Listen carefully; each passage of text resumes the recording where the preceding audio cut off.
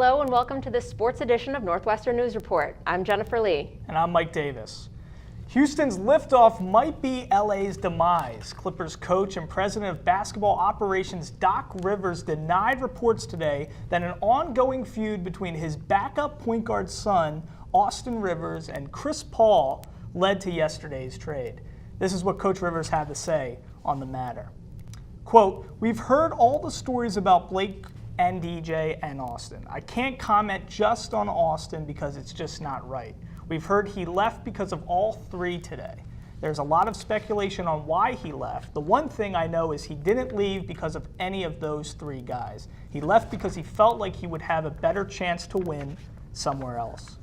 And now the trade of Paul could lead to the shipment of the rest of the Clippers core. ESPN's Zach Lowe is reporting that we might see both Blake Griffin and DeAndre Jordan on the move. But back in Houston, here's what Rockets GM Daryl Morey and coach Mike D'Antoni had to say at yesterday's press conference. It's a weapons race in the NBA, and you're either in the weapons race or on the sidelines. It's a little bit like the USA basketball, or like Durant going to Golden State. You can sit around all day and say, "Why that wouldn't work?" Well, guess what? It does, because they want it to work. And I know James and Chris want it to work. James Harden had the best season yet after switching to playing point. Now with the arrival of Paul, we'll likely see Harden back at the 2 position. It's certainly a circus of a backcourt, but if anyone could figure it out, it's newly crowned Coach of the Year, Mike D'Antoni. And if you have an unlimited data plan, why not give Jimmy Butler a call? The Timberwolves held a press conference today introducing Butler to Minnesota. During the Q&A, Butler was asked about criticism he's received from the Bulls organization, and his response? Pretty priceless. My phone's in my back pocket right now. If whoever has anything to say to me, feel free.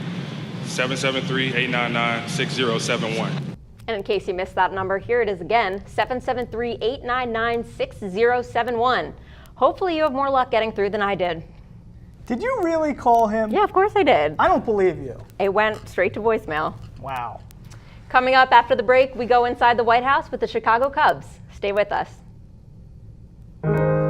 At Northwestern, we're Wildcats in every way.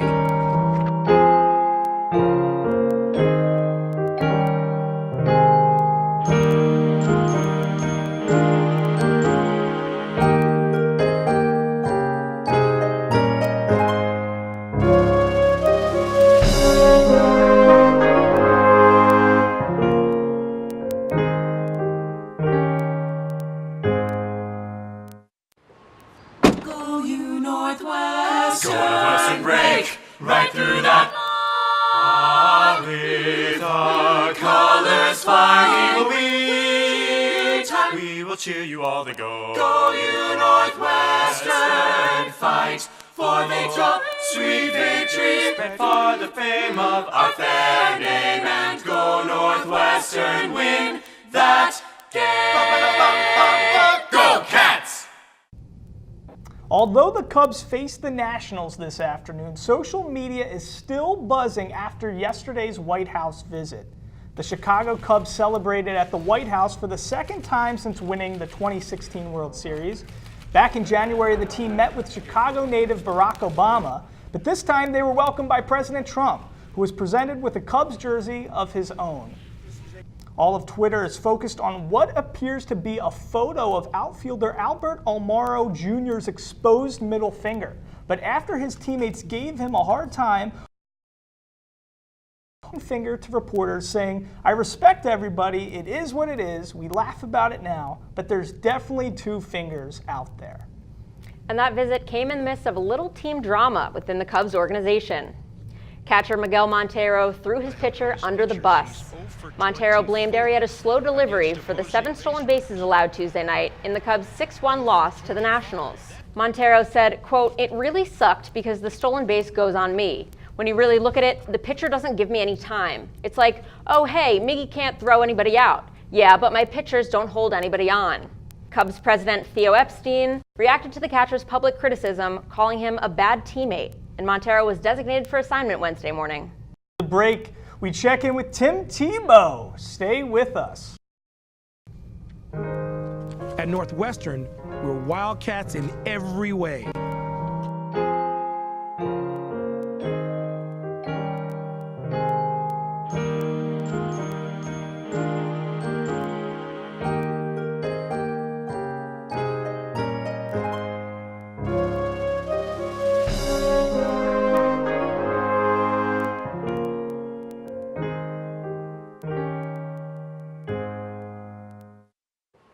Go you Northwestern. Go Northwestern, break right through that.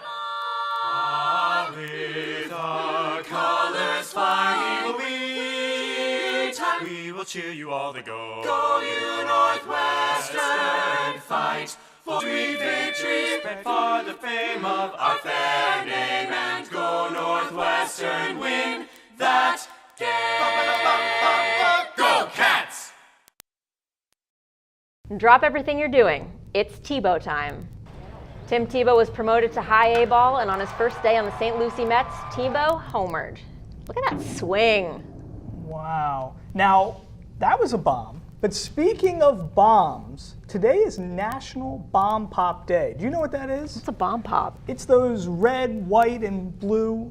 Oh, firecracker pop. Well, I have a little surprise for us here. Oh. Yep. You remember those? I do. See, I would never choose to go for one of these when I was a little kid, but I figured today, July 4th being next week, this is usually when I would hand this off to my mom to open this. I usually want to do that.